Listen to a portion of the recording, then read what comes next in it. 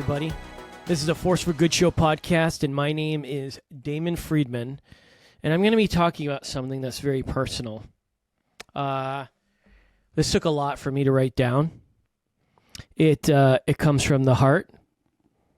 It's something I struggle with.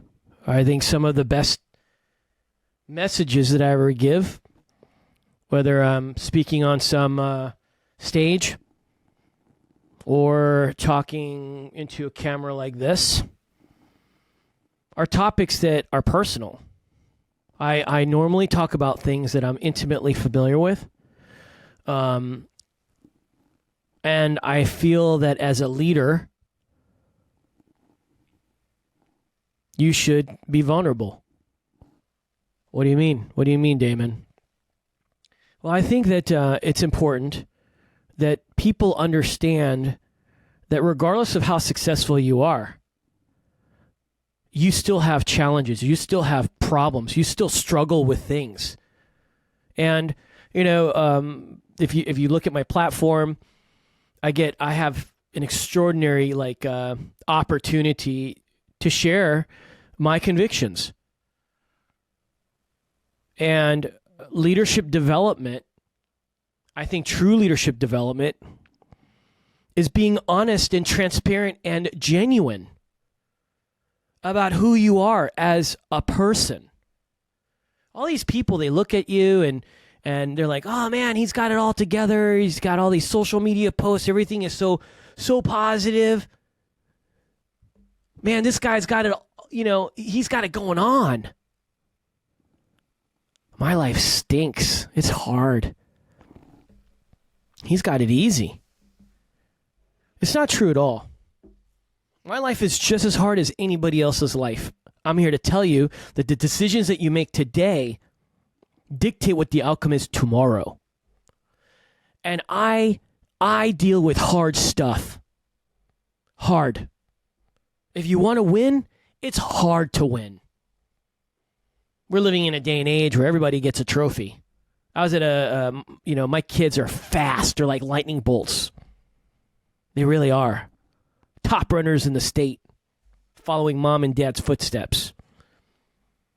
Go to a cross-country race, I felt like the top 100 got a ribbon. Weird.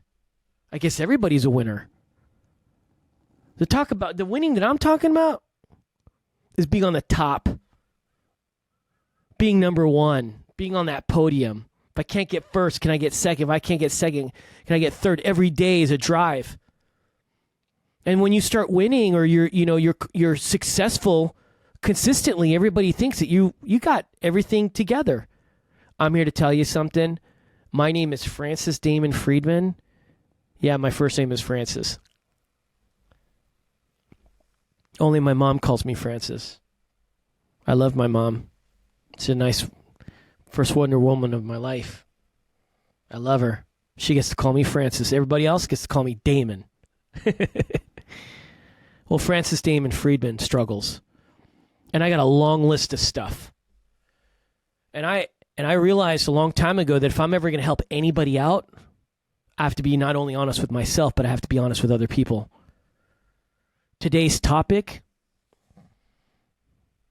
is loneliness. I know it took a while for me to share that. I think it's because it took me a while just to figure out how to even start this, to talk about loneliness.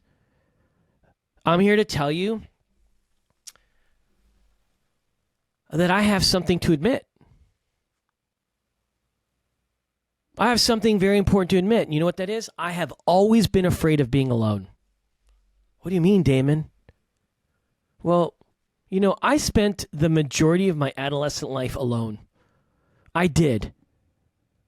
Many people out there don't know this, but I'm a twin. Yeah, there's two of us. It's freaking you out. I know it is. It's interesting because when we were growing up, my brother and I, we fought constantly. And it's because my biological father pinned us up against each other. He said, one of you are going to be a winner, the other one's a loser. One will be a victor, the other one's a failure. Like he pinned us up against each other. Who does that? Who says one of you are going to win and one of you are going to lose? And the one that wins will be my favorite, basically. Well, my twin brother, man, he's a stud. First of all, he's super good looking. I know we're identical. Oh, man. He hates the fact that I'm better looking than him, even though he says that he's better looking than me. But maybe we'll do a poll one day. You know, I'm messing around. But we were highly competitive growing up. And when even in high school, we went to different schools. He went to Countryside High School. He went to Gaither High School. I went to Gibbs High School and Douglas Anderson. Like, we literally went to different schools. He had his thing, I had my thing. And even when we went to college, he went to LaSalle University. I went to 5 million schools. I was that kid. I went to 3 different schools, actually. But I mean, I finished. I did it. It was hard. It was worth it. I finished. So we went to 2 different schools, and when I launched and went into my professional career, he had a different launch. He went into the business realm. I went into the military. And even now, today, we've merged. We come together. It's so good to hear him. So good to talk with him. But even today, we're not as close. Unfortunately, I love him. He's a great man. Like I love his heart, his passion. I love his heart for people, for his faith, for his family. Like I love him. We have 2 separate lives, and they rarely connect. I mentioned that my son and my daughter, like they're lightning bolts. They run fast. My twin brother is a coach, the best coach in the state of Florida, hands down. Sorry for all of you other high school coaches. I know you're great. You've done great work, but nobody like Damon Friedman. Oh, no way. Crazy Ray, Coach Ray. It's the only time really we connect. It's sad, isn't it? Being a twin and feeling lonely. My mom has always been a rock star. Always been. She's worked tirelessly to make sure bills were paid so that we would have a roof over our head, food to eat, and a safe place to grow up. And granted, since she was a single mother, she was rarely home. She's out there working for $4.25 an hour. I'm always going to talk about my mom, the first Wonder Woman of my life. She's bad to the bone.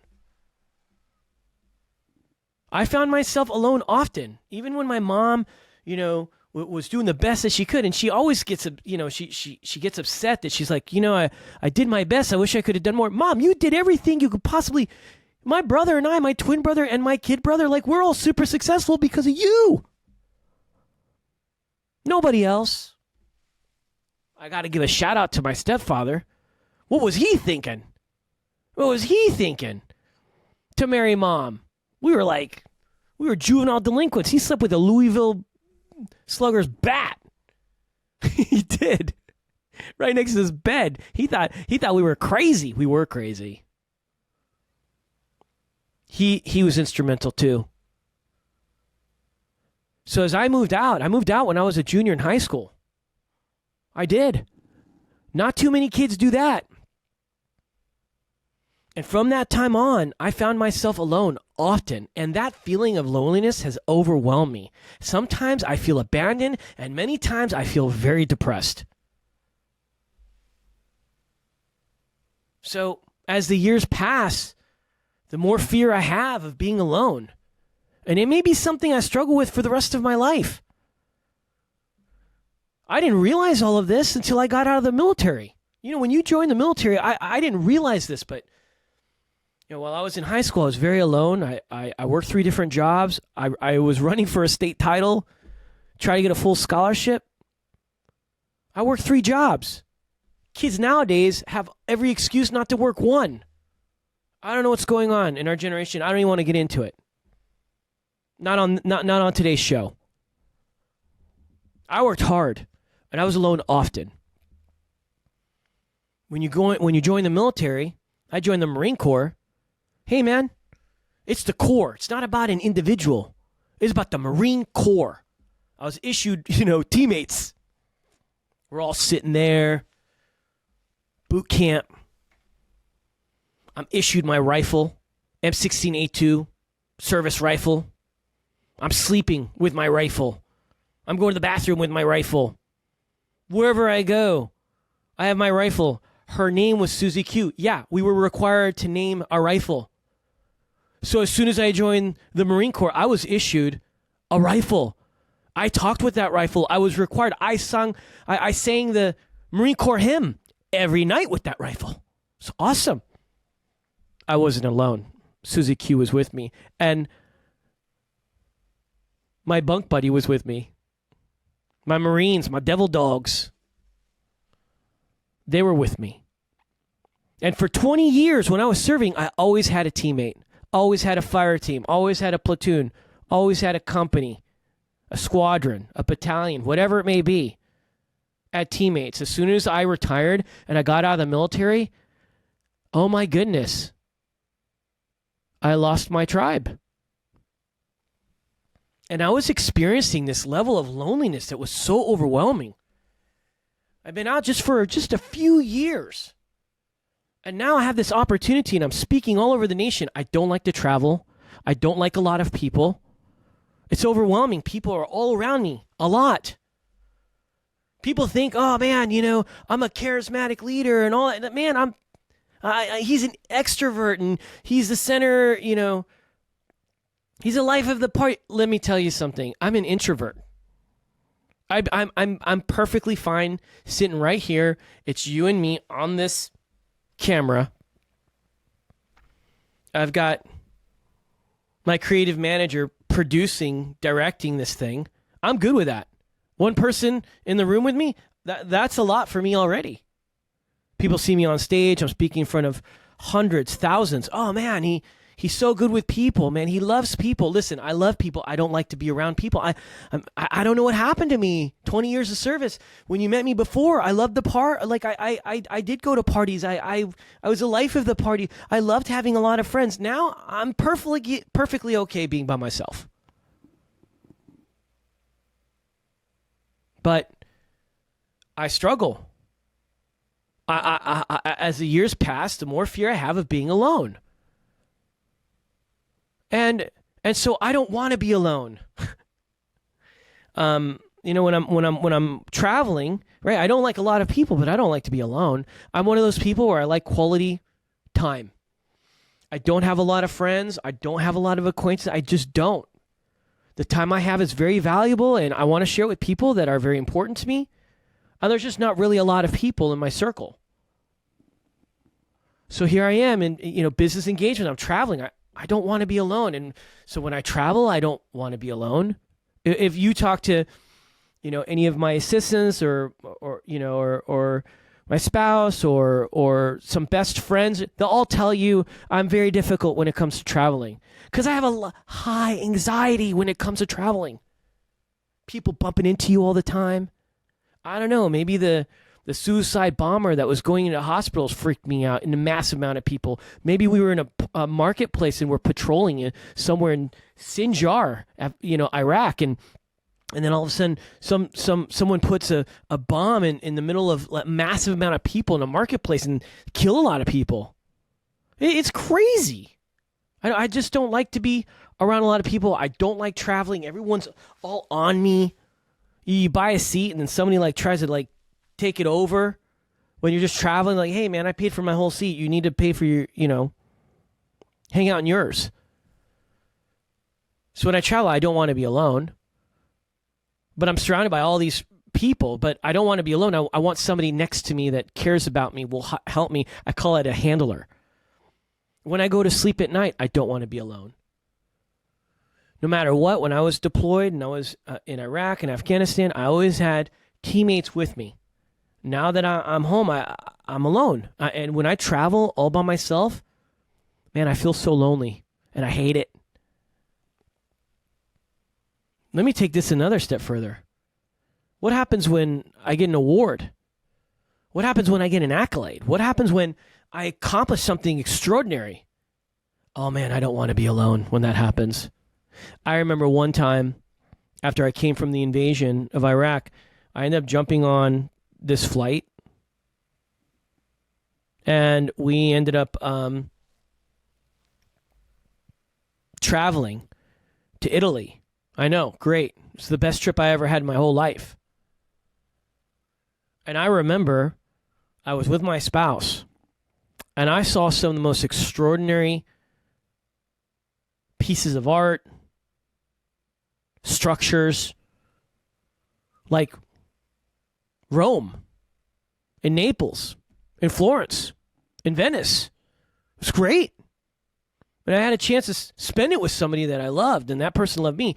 That felt good. There's another time when I represented the United States Marine Corps on international soil, competing for the United States, the Marine Corps, and I had to go by myself. Man, you know how cool that is to represent the United States as a Marine? I went to London. The race was in Plymouth. It was the International Half Marathon Championships. And then there was a time when we were able to go out and I went and I saw London and I saw Stonehenge and I saw these incredible things. I was alone. It was the worst. England's beautiful. Beautiful. It's an incredible country. Lots of history. I saw a lot of England alone and I felt alone. When I win a competition and I'm getting up on that podium and I'm getting that medal around my neck, I don't want to be alone. I don't. I just don't. All those moments where it's supposed it's the highlights of your life. The coolest things are happening, man. There's nothing worse than to experience that and then have no one to share it with. You know, thank goodness we've got iPhone now, right? We got all these smartphones now. We could take these pictures. We could live stream it, but there's nothing like having somebody next to you that loves you, cares about you, that understands, appreciates you, embraces you, the good, the bad, the ugly. Somebody who's committed to you, loyal to you, loves you. Come on, man. I don't ever want to be alone. And, you know, the reality is that I struggle. Are you afraid of being alone? Because guess what? If you are, you're in some pretty good company. When I'm alone, I reflect on a quote that I heard so many years ago. When I'm alone, it's important that I remember this. Now, I don't know about you, but I am a person of faith. And some of the darkest times when I was alone and I was vulnerable, I felt this presence. This presence of love and protection. This presence of guidance. This presence of value. This powerful presence that no matter what I was dealing with, during my darkest times, this presence came and it was consuming. And I remember reading this during the times of darkness and the times of just such utter loneliness. Do not fear, for I am with you. Man, in the darkest of times, I remember that God made a promise that regardless of how lonely I may ever feel, He is with me. It's a fact. That's my conviction. I don't know what your conviction is, but that's my conviction, and I'm here to tell you. I hate being lonely. I do. And my words of of wisdom, some advice that I want to give to anybody out there is don't have fake friends. Don't surround yourself with people that just want to take from you. Surround yourself with people that are worth your time, your energy. People that are investing in you. But don't just be a taker, be a giver. All my relationships, all my friends, they're people I work with that I'm doing extraordinary things with. I don't just have people that I hang out with. I don't. I don't even have time. I'm too busy trying to save the world. One life at a time. I'm too busy trying to be a world changer. What are you doing?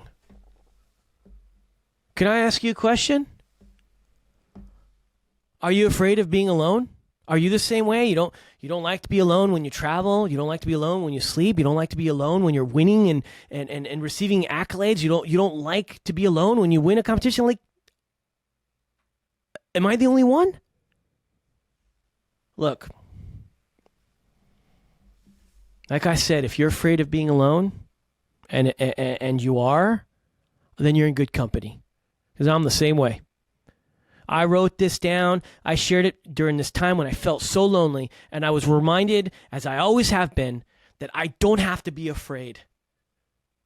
Because God is always in the midst. That's me. That's my conviction. Surround yourself with good people, with family, with friends. And faith plays a critical role in all of it. You're here today, you're gone tomorrow. If you're afraid to be alone, then surround yourself with really good people. Invest your time and energy with really good people.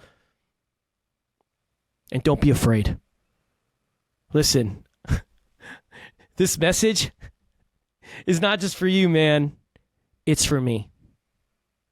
My name is Damon Friedman, and this is the Force for Good Show podcast. Godspeed.